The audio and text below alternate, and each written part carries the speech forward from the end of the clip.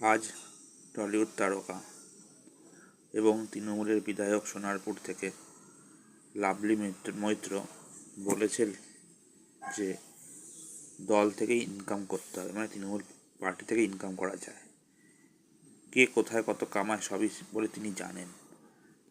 এবং ওনার কথা ছাড়া বাকি বিধায়কদের একই পরিস্থিতি এবং এমপিদের একই পরিস্থিতি, বিশেষত ভাইপোর ইনকাম কোথা থেকে হয়, তার মানে পার্টি থেকেই হয়।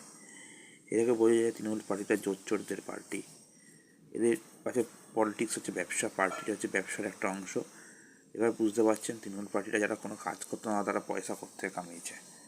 যারা কদিন আগে পোড়া বিড়ি খেত, তারা এখন এসইউভিতে কেমন করে ঘুরে বেড়াচ্ছে, এ থেকেই বোঝা যায়। অতএব চিন্তার কোনো কারণ নেই। তৃণমূল পার্টিটা হচ্ছে জোচ্চোরদের পার্টি, যেটা প্রমাণিত করেছেন তাদের এমএলএ লাভলি মৈত্র। এই বলে আমার বক্তব্য শেষ করছি। ভারত মাতা।